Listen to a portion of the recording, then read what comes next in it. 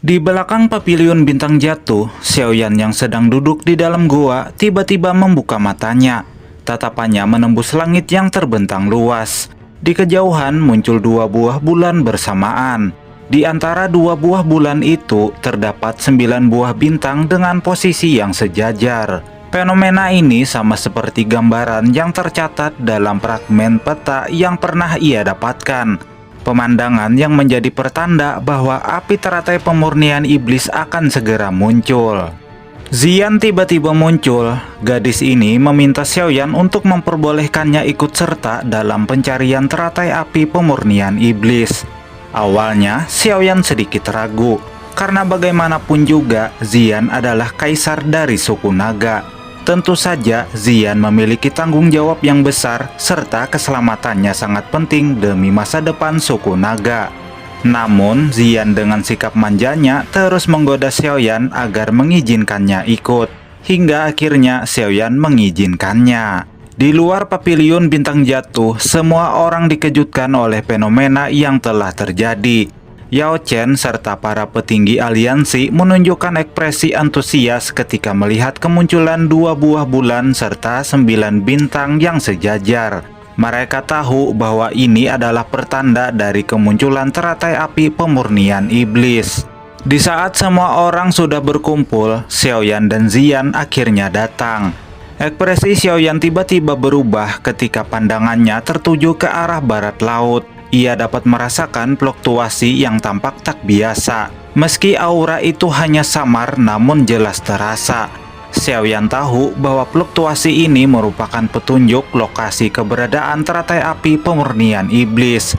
Tentu saja sekecil apapun petunjuk yang ada akan sangat berguna dalam perjalanan pencarian teratai api pemurnian iblis. Melihat situasi itu, Yao Chen segera melambaikan tangannya. Dalam sekejap, satu persatu sosok muncul di langit. Mereka adalah para ahli yang dikumpulkan oleh Yao Chen selama 2 hari penuh, yang nantinya akan menjadi bala bantuan untuk menghadapi peristiwa besar yang sebentar lagi akan menggoncang dunia. Xiaoyan menginstruksikan agar semua orang selalu waspada serta menempatkan keselamatan sebagai prioritas utama. Ia menekankan bahwa siapapun harus segera mundur jika bertemu lawan yang jauh lebih kuat dan sulit untuk dihadapi. Meskipun teratai api pemurnian iblis merupakan harta yang sangat penting, nilainya tetap tidak sebanding dengan nyawa. Semua orang mengangguk setuju. Dengan keputusan tersebut, perjalanan kelompok Xiaoyan untuk merebut teratai api pemurnian iblis resmi dimulai. Ini adalah perjalanan menuju medan yang penuh ketidakpastian, tetapi tidak menyurutkan semangat Xiaoyan dan kelompoknya. Kesadaran Zian menyapu sekeliling dengan waspada saat ia melaporkan bahwa dirinya telah mendeteksi lebih dari 10 kelompok kuat berada di sepanjang jalur yang mereka lewati. Fakta ini menjadi bukti bahwa kemunculan teratai api pemurnian iblis benar-benar akan memicu bentrokan besar di dataran tengah. Xiaoyan juga ikut memeriksa area di hadapan mereka. Ia bergumam apakah klan Hun dan Aula Jiwa juga telah tiba dan bersembunyi di antara kelompok yang kini telah memenuhi pegunungan. Yao Chen menghela napas dan wajahnya dipenuhi keterkejutan ketika ia merasakan gelombang panas luar biasa mulai menyebar ke segala arah. Pegunungan yang sebelumnya dipenuhi dengan segala macam tumbuhan dan hewan, kini berubah menjadi gurun yang gersang hanya dalam waktu yang singkat. Aura panas yang terpancar dari dalam retakan begitu menyengat dan mengerikan. Bahkan para ahli Dozon bintang 6 pun begitu kesulitan untuk menahannya, apalagi para ahli yang di bawahnya. Menanggapi masalah ini, Xiaoyan segera menyelimuti semua anggota kelompoknya dengan lapisan api surgawi. Pelindung yang terbentuk dari api surgawi secara signifikan mengurangi tekanan panas saat mereka mulai memasuki area yang dipenuhi oleh para ahli dari berbagai faksi. Di depan mereka tampak sebuah retakan ruang yang membentuk kawah. Dari dalam retakan itu memancarkan fluktuasi aneh yang membuat area sekitar terdistorsi. Xiaoyan menatapnya dengan serius. Ia menebak bahwa kemungkinan besar mereka harus memasuki celah itu agar dapat melangkah lebih dekat menuju lokasi api teratai pemurnian iblis. Namun Yao Chen segera menahan muridnya dan mengingatkan agar jangan bertindak gegabah. Menurutnya lebih baik mereka menunggu hingga ada pihak lain yang memulainya lebih dulu. Saat mereka mengamati situasi dengan hati-hati, kabut hitam pekat tiba-tiba merembes ke segala arah. Dari dalam kabut itu, muncul rombongan manusia berjubah hitam dengan aura yang kejam dan menindas. Pemimpin kelompok tersebut langsung dikenali oleh Xiaoyan, yakni Hun Miseng, kepala aula jiwa yang pernah ia temui beberapa hari sebelumnya. Tatapan Xiaoyan menjadi sangat serius ketika melihat sosok itu. Hun Miseng sendiri sudah menyadari keberadaan Xiaoyan. Ia dengan acuh tak acuh berkata, "Aku tidak menyangka bahwa klan Xiao benar-benar mampu melahirkan generasi muda sepertimu." Reaksi berbeda justru datang dari wakil kepala aula. Ia sedikit cemberut ketika mendengar Hun Miseng memuji Xiaoyan. Sebelum ia menambahkan bahwa dengan kekuatan Xiaoyan saat ini masih belum cukup kuat untuk bisa menandingi generasi klan Hun mereka. Mendengar pernyataan itu, sosok pemuda yang disebut sebagai tuan muda klan Hun menyangkalnya. Senyum dingin terukir di wajahnya saat ia berbicara dengan nada tenang menyatakan bahwa Xiaoyan belum tentu lebih lemah darinya. Tentu saja perkataan tuan muda dari klan Hun ini memiliki alasan. Karena sejak pertama kali ia melihat Xiaoyan, dirinya dapat merasakan bahwa di dalam tubuh Xiaoyan terdapat 5 jenis api surgawi. Sebuah fakta yang tidak bisa dianggap remeh oleh siapapun. Tuan muda klan Hun yang bernama Hun Peng itu mengetahui bahwa Xiaoyan telah melatih mantra api, sebuah teknik yang mampu memaksimalkan dan melipat gandakan kekuatan api surgawi secara luar biasa. Sebab itulah ia menganggap bahwa Xiaoyan merupakan ancaman dan lawan yang sulit untuk dihadapi.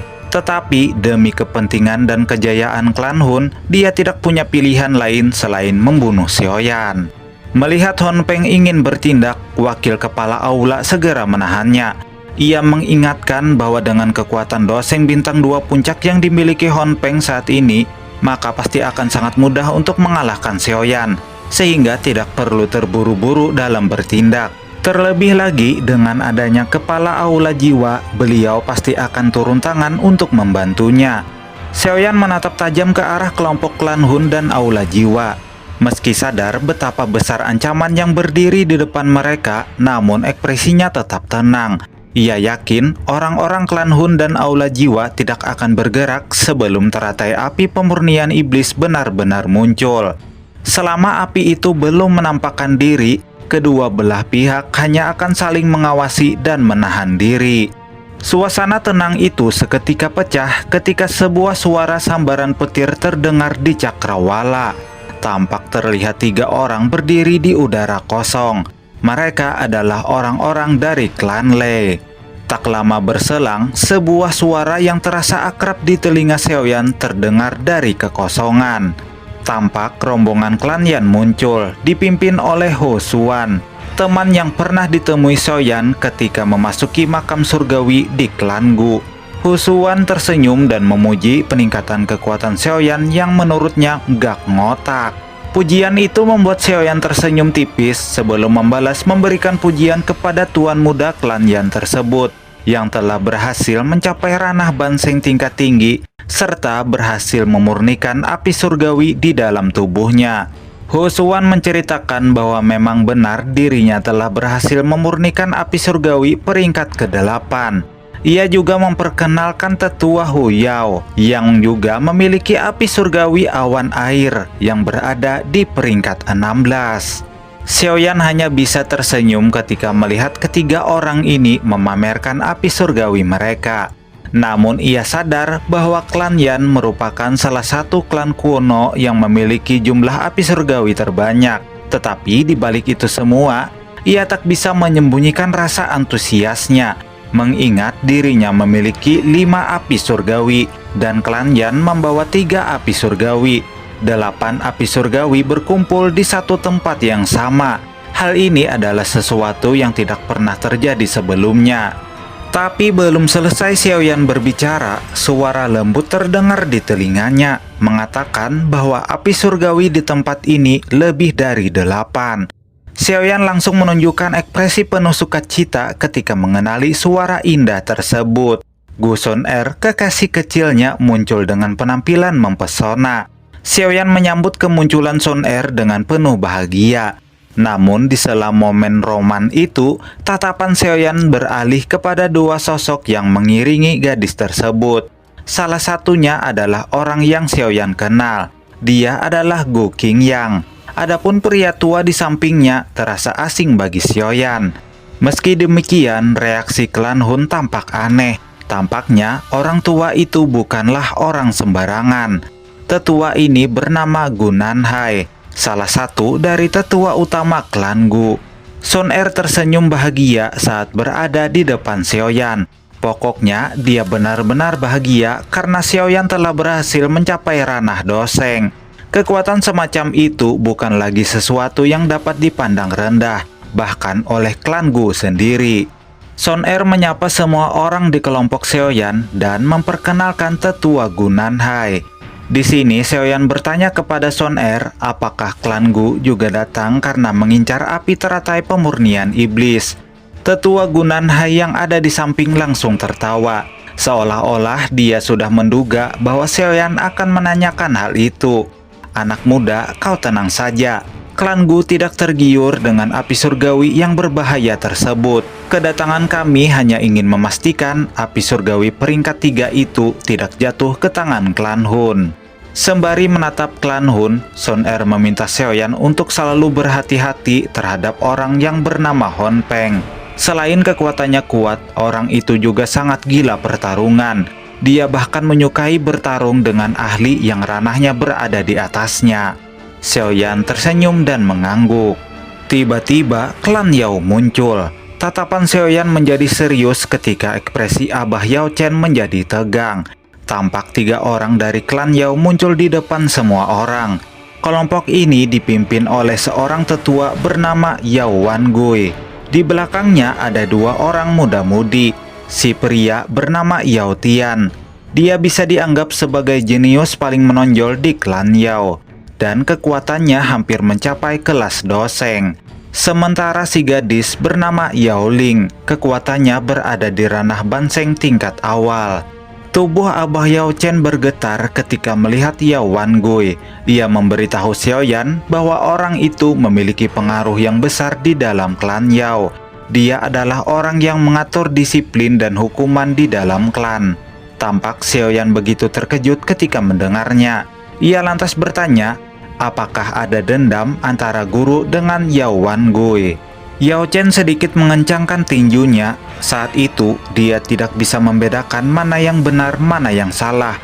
Hanya satu kalimat yang keluar dari mulutnya membuatku dikeluarkan dari klan. Xiaoyan diam-diam mengangguk dan tersenyum. Namun niat membunuh memenuhi senyuman itu. Kelompok klan Yao mulai menyapu area sekitar dengan tatapan mereka. Hingga akhirnya pandangan mereka terhenti pada Yao Chen. Yao Wan Gui menyebut bahwa kepala Paviliun Bintang Jatuh itu sebagai orang yang ditinggalkan. Udara langsung berubah tidak bersahabat ketika orang-orang dari klan Yao mulai menghina Abah Yao Chen secara terbuka. Ketegangan itu pecah ketika suara Xiaoyan terdengar. Ia menatap Yao Tian dan membalas, kekuatan jiwamu bahkan hanya mencapai tingkat surgawi, padahal kau tidak pernah diusir dari klanmu. Menurutku, bahkan orang paling bodoh sekalipun akan mencapai tingkat seperti itu jika diberikan sumber daya yang cukup. Wajah Yao Tian berubah suram setelah mendengarnya. Ia begitu penasaran siapakah Xiaoyan sebenarnya, sehingga sangat begitu berani mengejeknya. Tanpa ragu, Xiaoyan memperkenalkan dirinya sebagai murid dari orang buangan yang mereka hina. Yao Tian dengan sombongnya berkata bahwa dirinya akan mewakili orang buangan ini untuk mengajari muridnya. Dalam sekejap, kekuatan spiritual yang kuat menekan ruang sekitar dan siap menghantam apapun yang ada di depannya. Xiaoyan hanya tersenyum dan menggelengkan kepalanya. Ia mengepalkan tangannya dan dengan satu gerakan sederhana, gelombang spiritual megah itu runtuh begitu saja di depan semua orang. Xiaoyan mengejeknya. Sebagai seorang dosen bintang 1 dengan kekuatan jiwa di tingkat surgawi, kau masih belum pantas mewakili guru untuk mengajariku. Bersamaan dengan itu, Xiaoyan melangkah maju dan melepaskan tinju oktan. Pukulan itu melesat menuju Yao Tian yang saat ini sudah tidak memiliki kepercayaan diri. Yao Wangui yang menyadari bahwa Yao Tian tidak akan bisa menahan serangan Xiaoyan segera mengambil tindakan. Sebuah ledakan kuat pun terjadi. Namun dengan kekuatan dosen bintang 4-nya, Yao Wangui masih bisa menahan serangan Xiaoyan.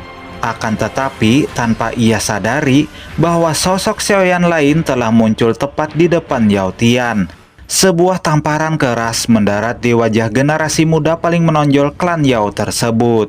Yao Tian menghardik penuh amarah, dari tubuhnya muncul api coklat. Ini adalah api surgawi peringkat ke-13. Avatar Xiaoyan hanya tersenyum dingin. Dalam sekejap, 5 api surgawinya muncul mengambil bentuknya masing-masing. Melihatnya, Yao Ling sangat begitu terkejut. Bisa-bisanya 5 api surgawi menyatu di dalam tubuh seseorang.